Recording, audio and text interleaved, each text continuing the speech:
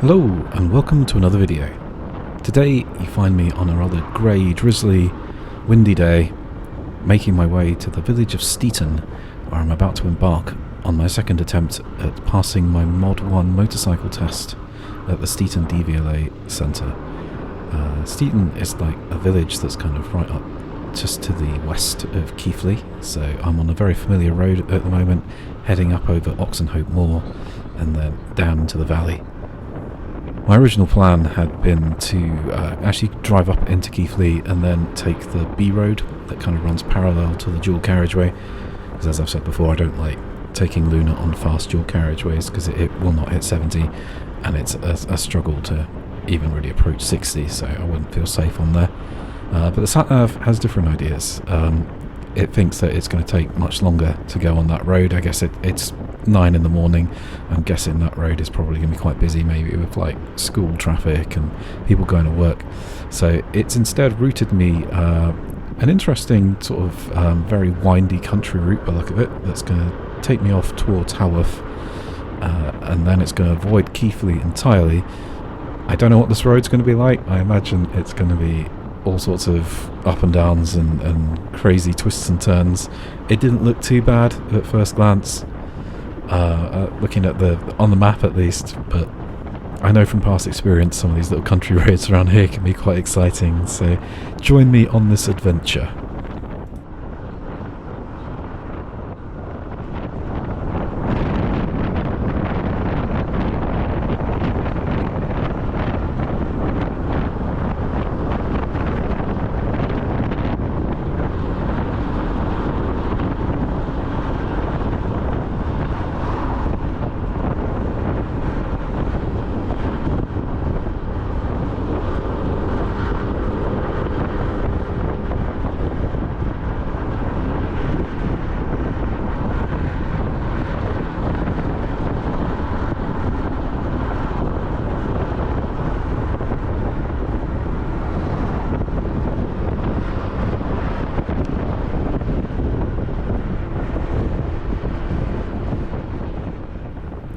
So this green bus that's just up ahead of me there, taking the turn, is the so-called Bronte bus that runs from Hebden Bridge up to Keighley, and stops in Haworth and a few other little villages on the way up there.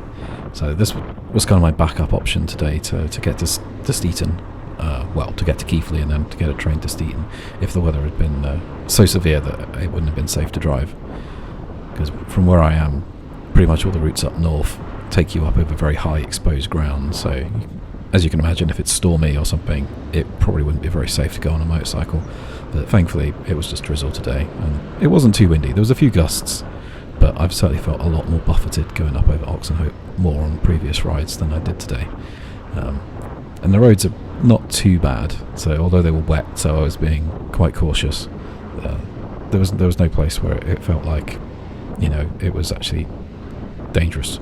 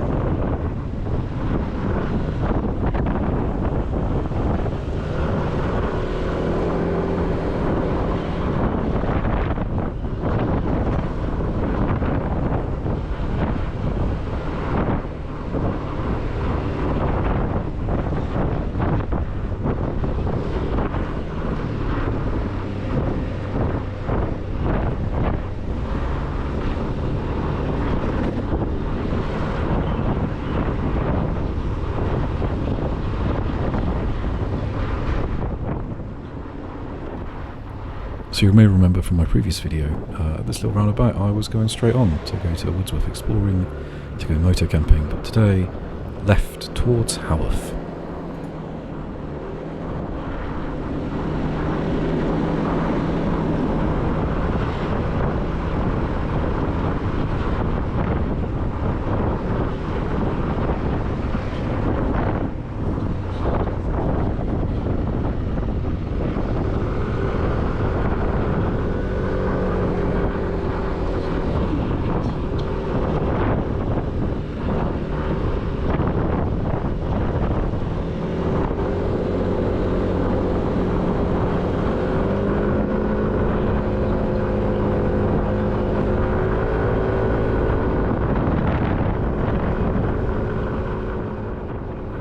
So I have to apologise for the wind noise on the video again. I just didn't have time to fit the little wind shield thing on the GoPro when I was leaving the house this morning. I was in a little bit of a hurry to leave, and I had other things to worry about. So I'll try and make sure it's on there for next time, because it definitely helps. Thankfully, a lot of this video that you're going to be seeing, I'm not going much more than 30 miles an hour, so the wind noise isn't too bad. But yeah, I do apologise. Next time, I'll try and make sure it's on there.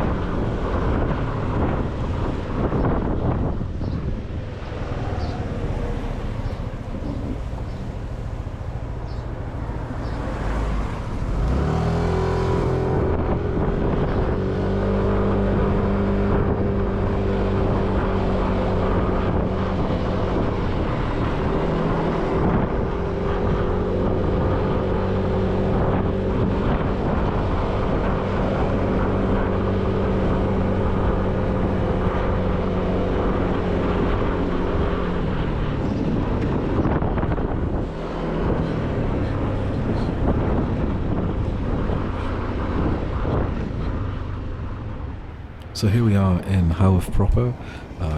Just that cobbly road off to the left is the famous steep cobbly street that forms the sort of high street through the middle of Haworth. If you've never visited this part of the world, highly recommend it. It's very nice. You've got the Bronte Parsonage Museum up there, so if you're interested in the Bronte sisters and all of that kind of stuff, it's a really interesting, pretty little village. There's lots of sort of vintage fairs and things on there, so if you like those kind of 1940s weekends or a bit of steampunk or something like that, there's always something or other on at Haworth, so it's well worth a little look around. And it's actually surprising in a way, like how international it is. You will see people from absolutely all over the world who are, I guess, fans of the Bronte sisters and want to see, the quintessential Yorkshire oldie-woldy British village. So yeah, really good, really nice place. Can be very busy though. I guess that's the only the slight caveat to my recommendation of visiting it. Maybe try and go out of season or on a weekday, because it can be absolutely rammed.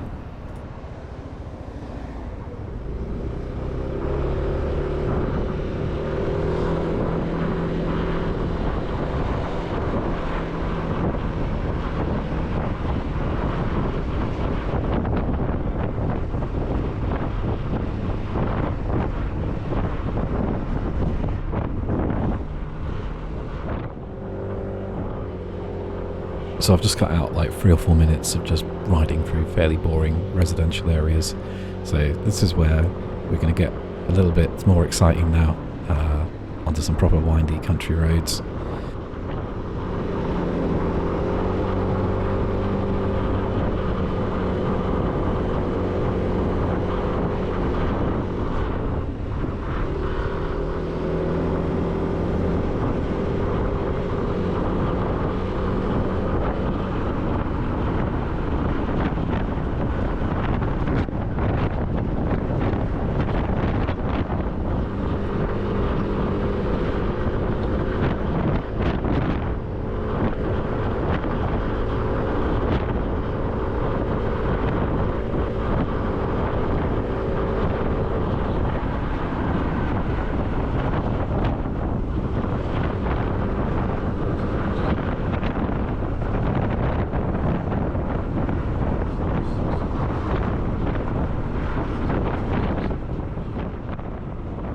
front row, that's unsuitable for HGV signs I see there, so heavy goods vehicle. That usually means that you're in for some quite gnarly roads with dodgy surfaces, probably down to barely more than one lane, and some very sharp twists and turns and ups and downs, so... Oh well, we're pretty committed now.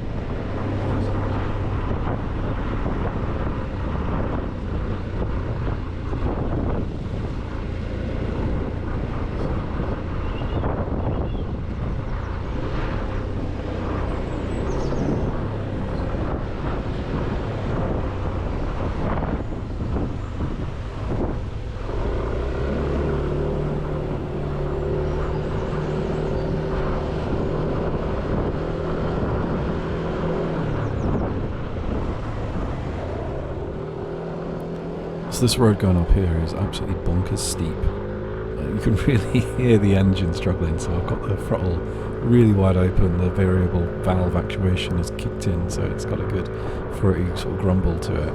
It's just up and up and up and up, and then of course tight turns just to add to the fun.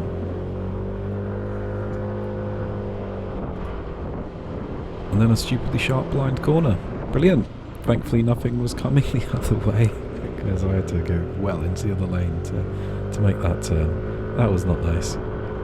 I've gotten a lot better at doing tight turns, but when it's that steep and that sharp back on yourself like that is not fun. That's not nice. And I'd rather go a little bit wide, and I guess risk another vehicle having to sort of slam on the brakes than go toppling off the bike, because I've just tried to, do a full lock turn up a sort of 40-degree sort of incline. Probably should have tooted the horn though in hindsight, just to be on the safe side. I have to remember that for next time.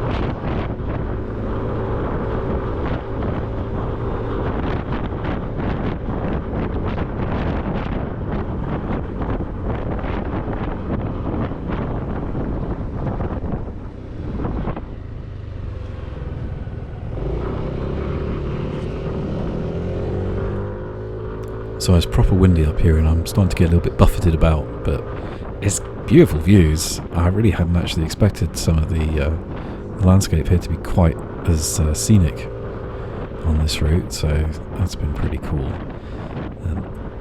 It's nice to see the road stretching out ahead of me. No hidden sharp corners is always good.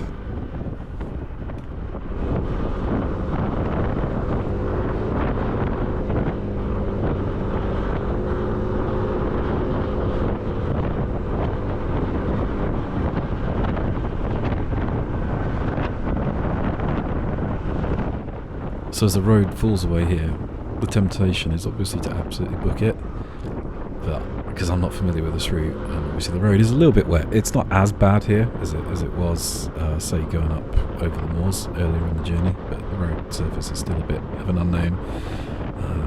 There is a 50 limit along here, but there's also slows one after another.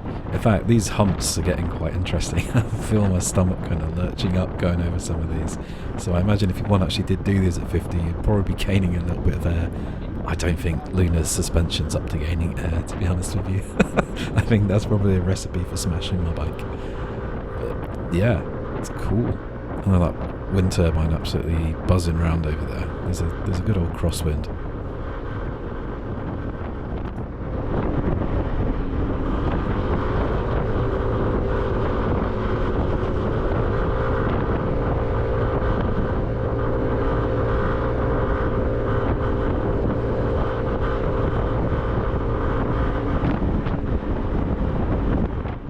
And then, oh no, loose chippings. The absolute last thing you want to see. It's a good thing I wasn't doing 50, right? Because these are exceptionally loose chippings. This is basically a gravel road at this point. I mean, I managed to keep 30 up, but still, not nice. I hear them like pinging away on the undercarriage. And they're just really loose, like especially where vehicles hasn't been over them in the middle of the road. It's not nice. So I stop here and wait a little bit for the road to get properly clear, because I'm a bit conscious that I don't have particularly good purchase on the back wheel because of all the loose gravel. There we go. Let's set off eventually.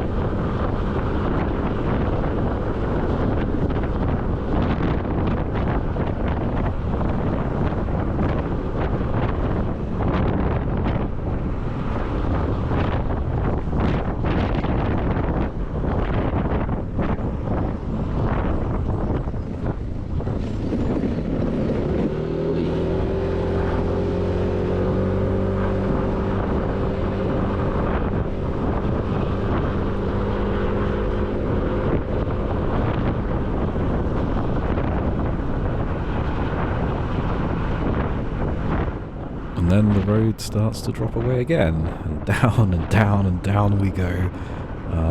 You probably hear me whooping in the background as being caught up by the GoPro. Unfortunately, I've got to take a turn right at the end of this road, so I can't go crazy. And then, of course, you're straight into a 30. But otherwise, that was a fun hill to come down.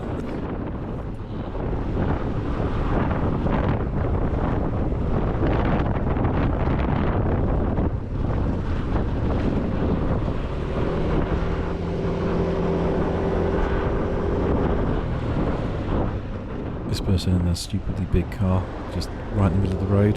It's a good thing I'm small, isn't it?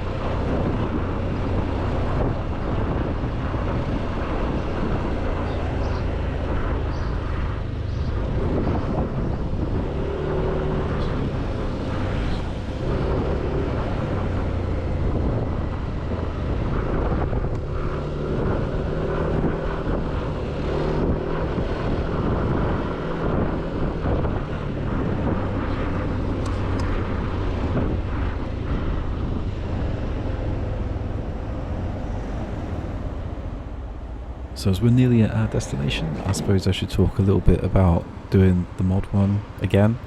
So I went for another training day at Brickhouse at DC Motorcycles. So that was pretty good. Just did a half day this time. Sort of brushed up on the emergency stop and the hazard avoidance. Which the emergency stop is what sort of caught me out the first time around. Thank you, well-timed traffic light. So yeah, I'm feeling moderately confident, I guess, going into this. I've done a lot of practice. I've done quite a lot of car park practice on my own, setting up the cones for hazard avoidance, practicing slalom, figure eight, U-turn, all that jazz. So yeah, fingers crossed. Let's say it's costing about 180, 190 pounds to do this retest. Obviously the actual test, 15, 20 quid, whatever it is, not much. But hiring the bike, the insurance and all that is what really makes this expensive and makes this something that you don't want to just keep doing over and over and over again over little silly mistakes.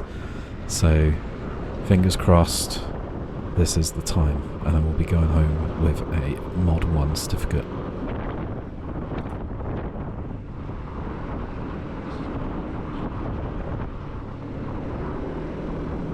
So the DVLA test centre is around here somewhere. It's all a bit of a strange little industrial estate with little random, somewhat private looking little roads and things going off everywhere. But SatNav tells me it's down here. Not up there. So you think it'd be signposted, actually, wouldn't you? You think, like, driving test centre, there'd be like a big sign on the road that just said, hey, driving test centre, this way. Ah, and there it is. So, we made it. Well, wish me luck.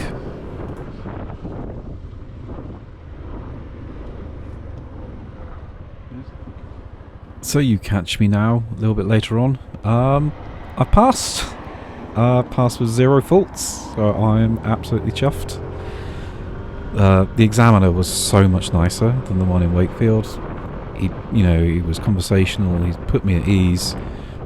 He spoke louder and more clearly, so it was much easier to hear in the helmet, which is obviously, what you want when they're going over what each exercise is.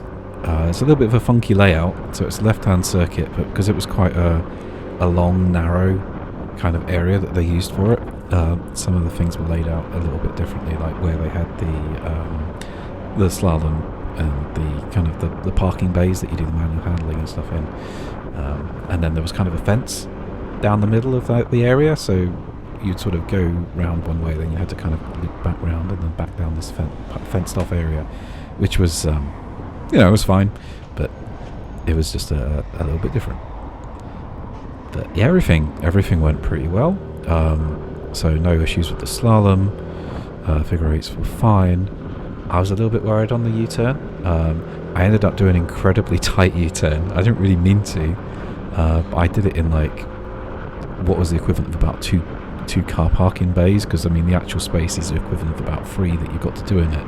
And I must have just turned the handle last full lock.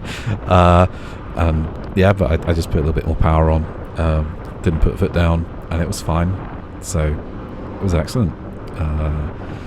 I guess Mod 2 next, and I can rip the owls off Luna, which is pretty amazing. I do hear that you get treated a bit differently on the road when you haven't got L's on, so that will be really good. And yeah, the road to getting big bike is ahead of me right after that. So let's just hope Mod 2 is nice and straightforward, first time pass. I'm going to take a little break now. I'm going to go visit family and things in June, so June's out the window for training and Mod 2, so maybe July or August, hopefully then I'll be able to get that done. Yeah, really chuffed with myself. So coming to motorcycling quite late in life, as I'm 45 now. 2 years ago, just thought, you know what, I really enjoy my e-bike, it'd be fun to have some more power on it, and here I am, driving all over the place on my little scooter.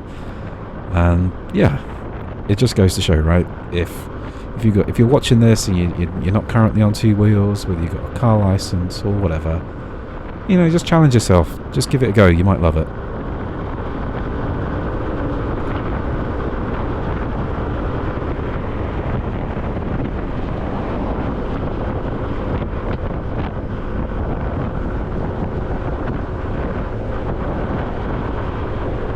And on that note, as I head back to Haworth to have a nice celebratory lunch, a little cafe there, I will just thank you very much for getting to the end of another of my videos, especially one of these longer ones.